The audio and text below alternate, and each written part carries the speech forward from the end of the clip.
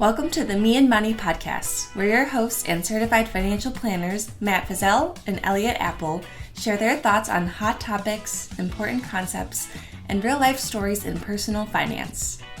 Hear from Matt and Elliott as they share lessons learned in their own financial journeys and those they've witnessed throughout their careers while helping clients.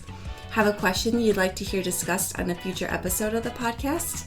You can reach out to Matt or Elliott or drop your question at the link listed in the show notes. Before we get to the episode, we'd like to remind you that while both Matt and Elliott are financial planners, they are not your financial planner, and this podcast is only intended for educational purposes. For full disclosures, please be sure to listen to the end of the episode or check out the show notes on your favorite podcast platform. Now, on to the show with your hosts, Matt Fizell and Elliott Appel. Welcome back to another episode of the Me and Money podcast. Elliott, how's it going today? It's going well. How are you doing? Doing well. I figured since spooky season, right? Halloween is right around the corner. We should talk about some horror stories and estate planning. What Let's do you think? Do it. One of my favorite topics. Well, favorite in retrospect, right? It's never a fun thing. It's never good, but I like sharing these stories because I don't think people quite realize what can happen if they don't check the account titling or the beneficiary or do their estate plan and just not know where things are. Exactly. And how much money it can cost them, how much lawyer's time, how much headache, administrative nightmares it can be. So that's one of my favorite topics. I wasn't even thinking about attorney fees, but those aren't fun either. So no, it's not fun to undo something that should have been done properly. Yeah. So for listeners today, we're not really going to have like a through line necessarily, but I think you should hang around and listen to all these stories because it could happen to you, right? And hopefully you can take these away and ask, oh, I do have that thing. What's going to happen to that thing when I'm no longer around? Because chances are you probably have someone or some organization in your life that could benefit from that more than attorneys or your favorite state taxing authority. So, Elliott, shall we just maybe go round robin here and pick a story?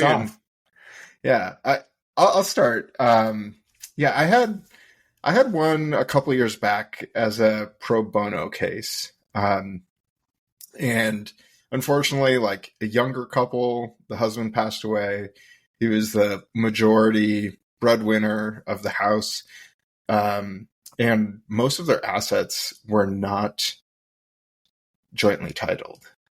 And there was absolutely nothing in place in terms of a will or power of attorneys or any of that stuff. So, most of his employee benefits, right, like those made it to where they were supposed to. So thankfully they got some life insurance and all those things. It wasn't a ton. They were definitely underinsured. So I think that's probably an estate planning horror story for too many people out there. But, there was a loan on the car and they had the mortgage, right? She could not sell the car because she was not titled as owner of the car. So I had to continue making that car payment for the better part of a year after he passed away because it was just such a slow process to get everything through the court. Very similar situation with the mortgage. Like we would have liked to have refinanced that mortgage when rates were not quite what they are now, but wasn't too much we could do because her name wasn't on the mortgage. So this one, I think like there's a lot that could have been done better, but I also think it's just it's an oversight that, especially if people are bringing assets like into a marriage, can be something that you may not even think about, that those titles really do matter when it comes to, making sure that whoever's supposed to inherit them after you pass away, whether it's your spouse or children or a different family member, those are just some really simple things that, you're not going to get a notification about. So, yeah. So major takeaways, it sounds like make sure you have a will, power of attorney set up, check account titling, check beneficiaries. Check it all. Check it all. I like it. Yeah. All right, what you're up, Elliot. This is one I heard from an attorney a few years ago. And the story was that there were two sons helping mom with finances. Fortunately, one son logged in one day with mom, and unbeknownst to mom and what was happening, changed the beneficiaries on this account because they were already under the login. They were using her login. There wasn't a separate login.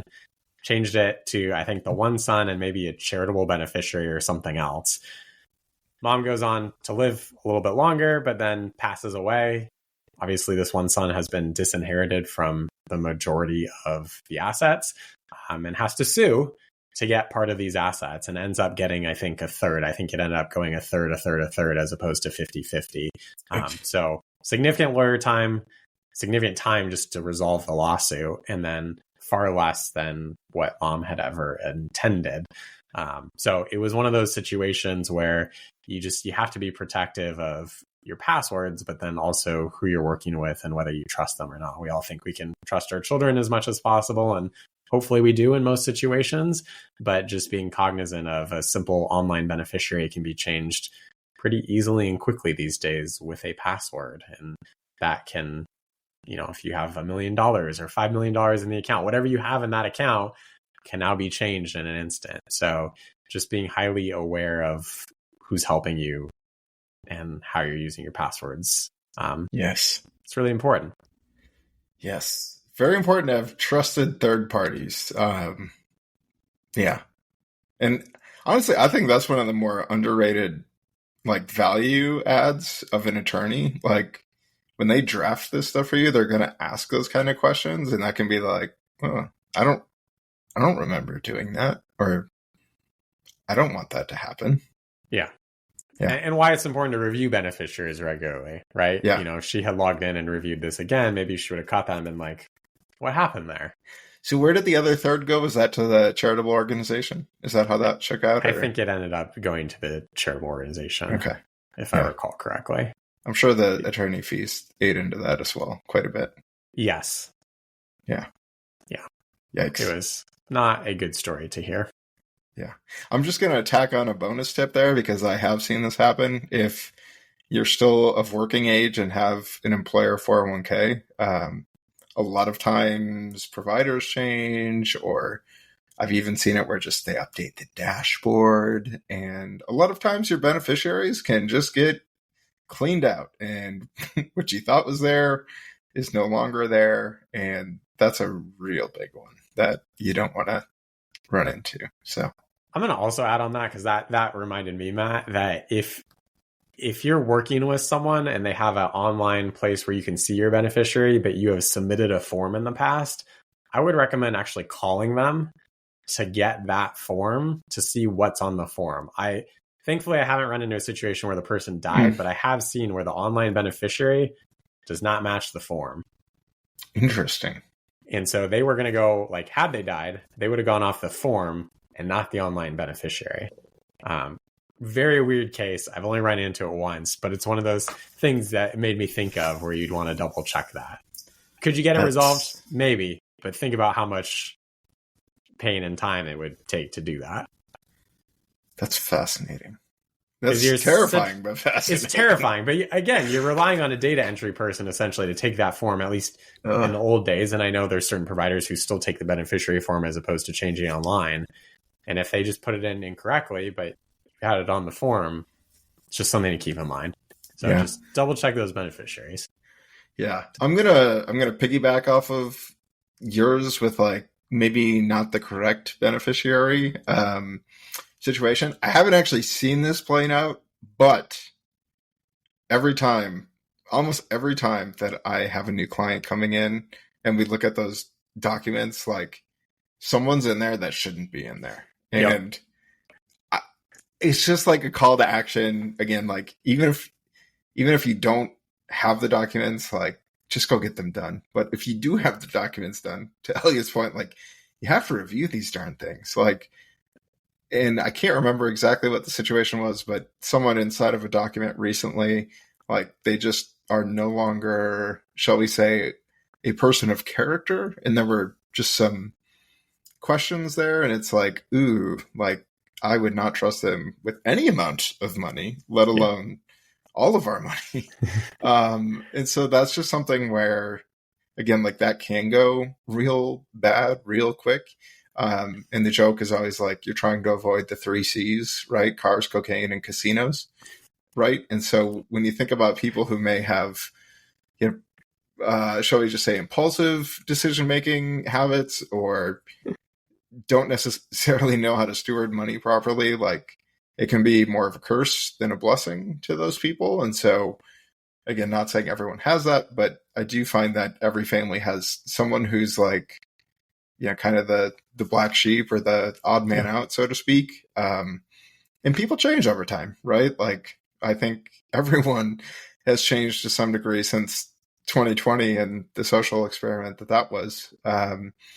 So again, just something where keeping tabs on who these family members are they still fit to make any decision? Are they still fit to inherit money? And if you still want to give them money, is there a better way you can do it?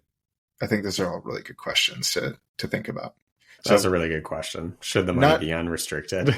Not necessarily an active horror story, but those were definitely some horror stories in the making. Yeah.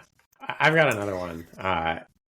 And this is around stock certificates. There's probably someone listening to this who still has stock certificates or old paperwork that's in a drawer that shouldn't be there. I had someone come in with file cabinets, like huge file cabinets once into my office. And it was paperwork going back decades. Some stock certificates, some had been deposited, some hadn't. This became almost like a game, like a puzzle hunting game of how do we get through all these documents together? Because there were probably 3 or 4 of these boxes, and like heavy, like hard to lift boxes worth of paperwork to organize things and figure out what still existed and what still didn't. And there were multiple generations involved in this. So people had just died. Money hadn't been translated for the stock certificate or in the online account.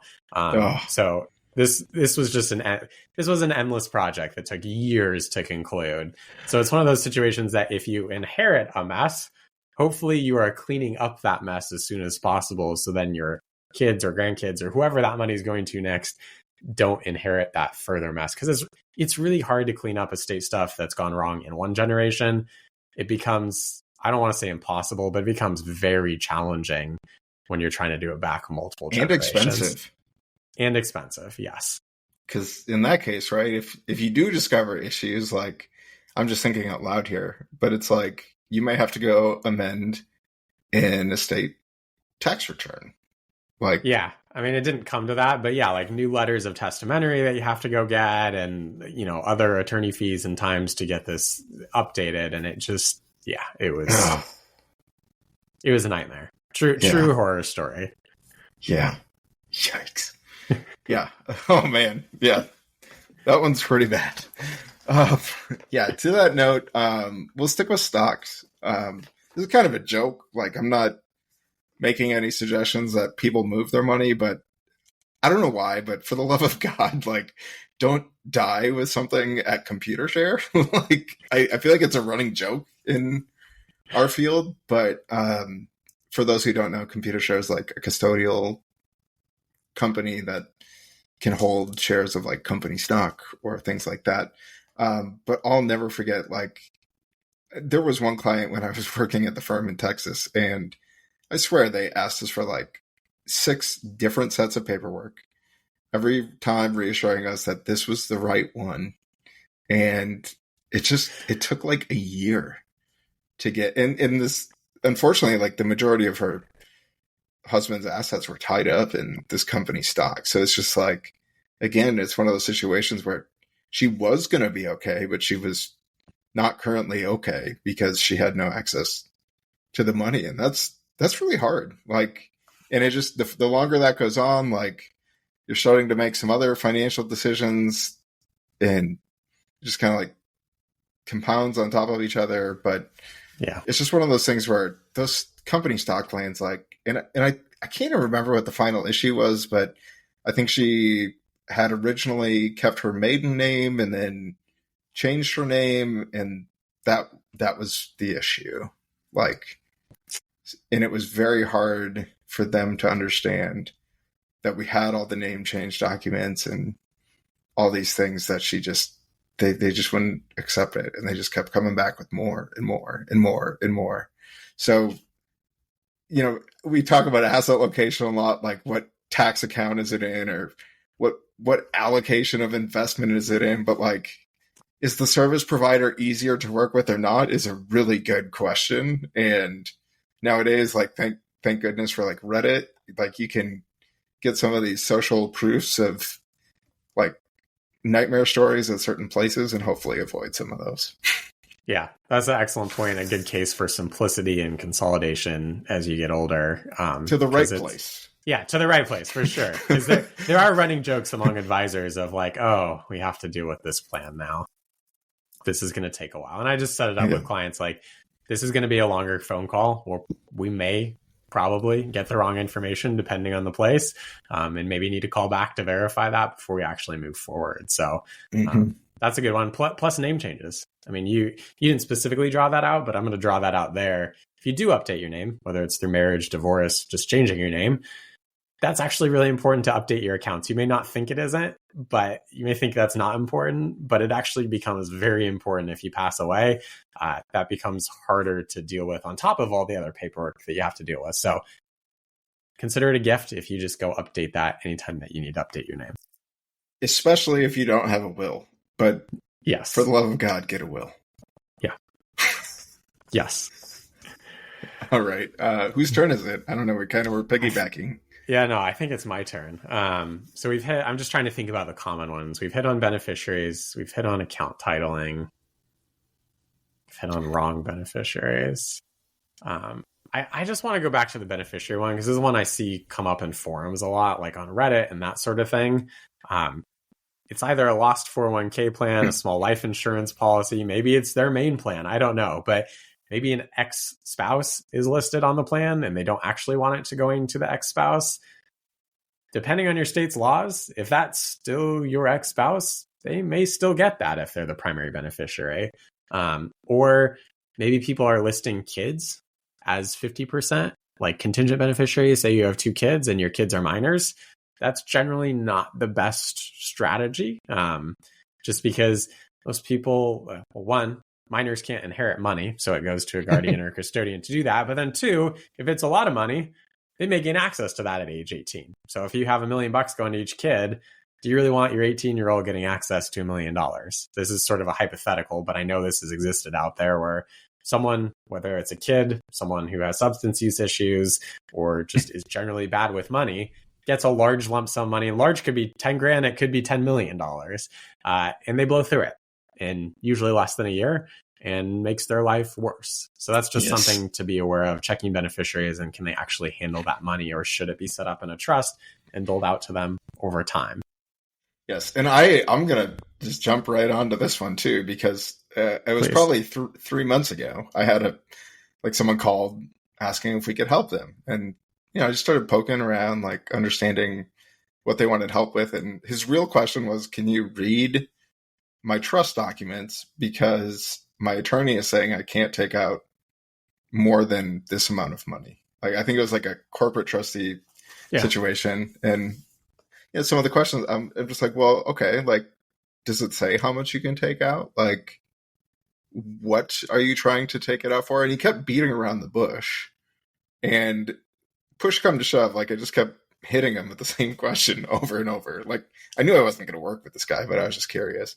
And he's like, oh, I just want to go on vacation. And I'm like, well, where? And he's like, to Vegas. And I'm like, there's no way you're getting more money out of that trust than their trustee is doing their job. Like, that's what they're there for, right? It's to protect the money that you gave them. So, yeah.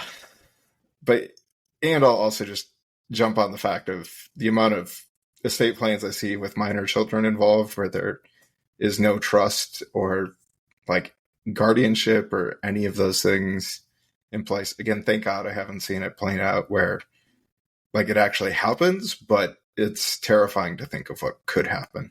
Yeah, because it does happen plenty of times. Yeah. So on that note, I've seen my fair share of unfunded trusts as well. So again, maybe you're listening to this, maybe you're an A-plus student out there and you've already gotten all your documents set up and you got that fancy schmancy trust put together. But maybe you never titled your house to the trust. Maybe some of those other assets are not properly set up with beneficiaries, to Elliott's point, where they're actually going to land where you want them to land. And this is just like, it's kind of like the routine ground ball in baseball. Like you just throw it right over the first baseman's head. It's like, should have been an easy thing. Like you were set up and everything was in the right place. And then you just really screwed the pooch there at the last second to ruin all your hard work in many ways, right? Like you paid good money for those estate planning documents. Likely you probably did a good job and had a lot of assets set to be inherited. And then, just that last little thing ruined all of it. So it's like building a house, but never moving into it. Yeah.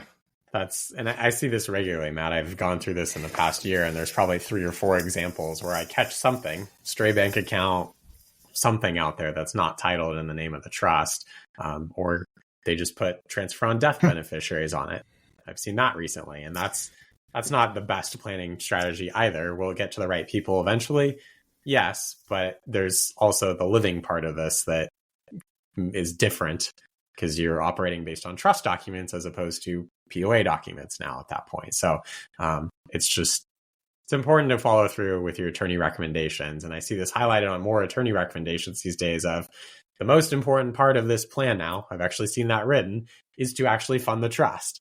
And I say this somewhat sarcastically, but I think I want to belabor the point because I see this so frequently of actually follow through. You spent really good money on the trust. I know that much. You spent all that time to think through the trust provisions, but now no money's actually in the trust if you don't actually fund it. So yes, 100%. Fund the trust if that's what your attorney suggested. And sometimes there are valid reasons to wait, but you can't forget. Like, you can't forget. Yeah. What else, Elliott? There's got to be some... It's funny you said the TOD thing, because I'm like, oh yeah, because people are just doing that all the time. Like, yes. And that could be its own horror story of people name a TOD and they don't leave any money in the estate to pay the bills when they pass away, right? There's just maybe a house and that's an illiquid asset. So now beneficiaries have to come up with that money and hope they get reimbursed. I've seen that happen. So it's just one of those things where you may think adding a beneficiary is a quick, easy solution to things. And it is a quick, easy solution, but it might not be the right solution. Mm-hmm. Yeah. What you just said sparked my mind for the next one, but I'm going to let you go. Oh, sometimes having too many beneficiaries can be a real problem. Like, especially you said liquid assets and like immediately like being here in the Midwest just reminds me of all those people I've seen inherit land from their parents where it's like big farms. Oh yeah. Like this land is worth a lot of money, but how the heck are we going to sell it? Like, and we want to keep it in the family. And so my brother is going to buy us out, but where's your brother getting the money? Like, it's just one of those things where, again, I understand the intent of I want to leave an equal share of everything I have to everyone. However, like, I think it goes to the theme of our estate planning marathon here. It's like, well, if the brother wants to run the farm, like, and let's say all's equal elsewhere, like there's $1 million of land, $1 million of an IRA. I know there's tax differences on those things. However, there's also unique challenges with each of those things. Yeah. If one person really wants the farm, like give them the farm and give the other one the IRA. Like it doesn't have to be everyone's equal. Like, and usually it's not just two people. Like, yeah, especially with the farmers usually have fairly large families. And then it gets like fractionalized even more across generations. And then people want to sell, but no one wants to buy. And it's just a mess. And then everyone ends up with a big number on their net worth that they can do nothing with. And it's just not great. So, or I've seen it before where someone sues and compels everybody to sell. Right? That can also happen. And then there's a different kind of bad blood, right? Exactly. But it can be as simple as two people inheriting a house, right? Childhood home Someone wants to keep it, someone wants to live in it, and then family dynamics come into play. I mean, you go scour Reddit. Homes being inherited by multiple people of the next generation. I feel like it's one of the most common horror stories that I hear on there. And it's, again, going back to let's true it up with a different asset, even if it's not 100% equal. Or this would be a good example of where you might want to use life insurance to true it up. It's not, I don't have enough money maybe outside of the house to do that.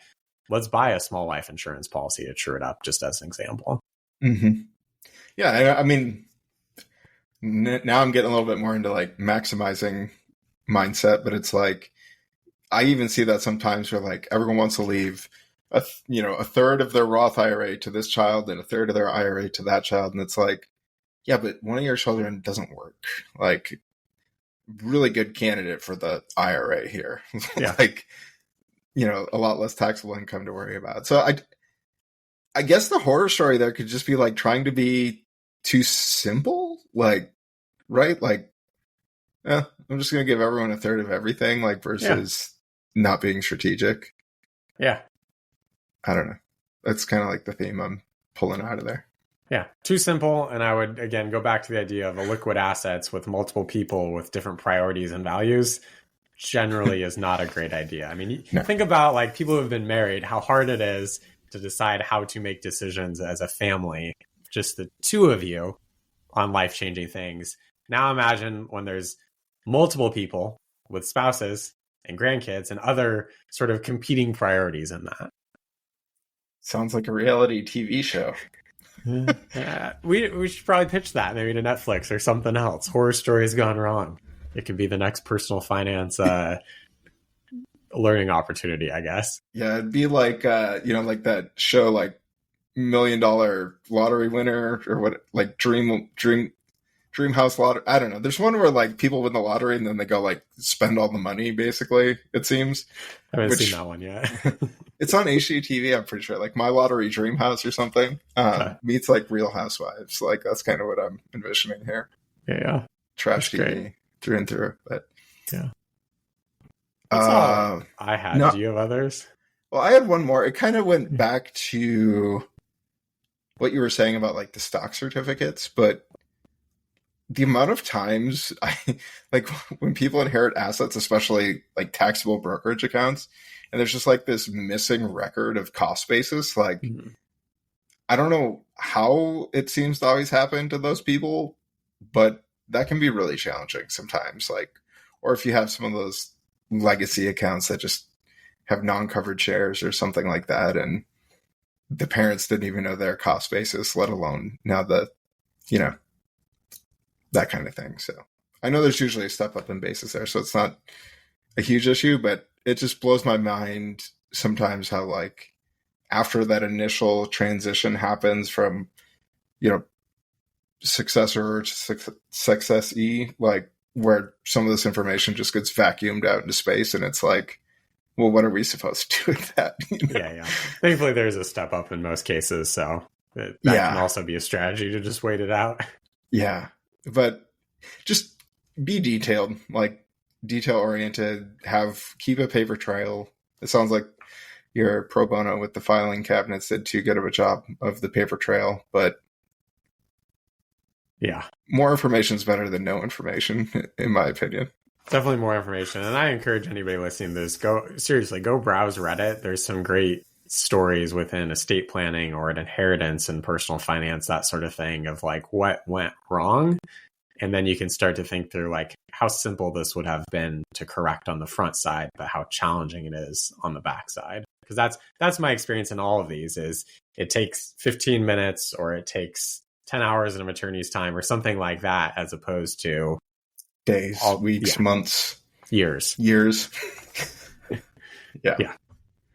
All right. Well, we'll end on that note. But yeah, I'm glad we did estate planning, but I'm excited to move on to something else next time. So same, Matt. Thanks, Steve.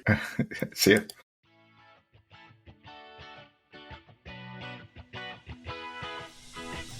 Thanks for listening to this episode of the Me and Money podcast. We hope you enjoyed the show. Have a question you'd like to suggest for a future episode? Drop Matt or Elliott a question at their email or use the linked form in the show notes. Like what you heard? It would be a tremendous help to us in our mission of having real conversations about personal finance by leaving us a review on your favorite podcast app. A few words can go a long way in connecting those looking for content like ours on their app of choice. You can also support the show by liking, sharing, and subscribing. Thanks again for listening, and be on the lookout for future episodes soon. The Me and Money podcast is hosted and produced by Harmony Outsourcing Services LLC. Matt Fizell is an investment advisor representative of Harmony Wealth L.L.C. Elliott Appel is an investment advisor representative of Kindness Financial Planning LLC. However, the views and opinions expressed by Matt and Elliott in this podcast are not intended as individualized investment advice on behalf of Harmony or Kindness, or as tax, accounting, or legal advice.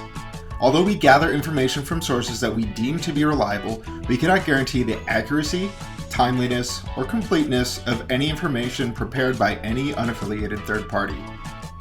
When specific investments or types of investments are mentioned, such mention is not intended to be a recommendation or endorsement to buy or sell the specific investment. Harmony is a registered investment advisor authorized to do business in the states of Wisconsin and Texas and other jurisdictions where exempted. Kindness is a registered investment advisor authorized to do business in Wisconsin and Washington and in other jurisdictions where exempted. Registration as a registered investment advisor does not imply a certain level of skill or training. This website contains links to the Harmony and Kindness websites that provide general information about the advisory services offered by Harmony and Kindness. These links are provided as a convenience only. Harmony and Kindness can only provide individualized services after you sign an agreement and receive required disclosures. Users of this website may, but are not required to, engage the services of Harmony or Kindness for advisory services. Please remember that all investments involve varying degrees of risk, and the future performance of any specific investment or investment strategy is not guaranteed to be profitable or equal to any historical performances. As a final note, we'd encourage you to reach out to your financial professionals before implementing any of the strategies or concepts discussed in this podcast. Thanks again, and we'll see you next time.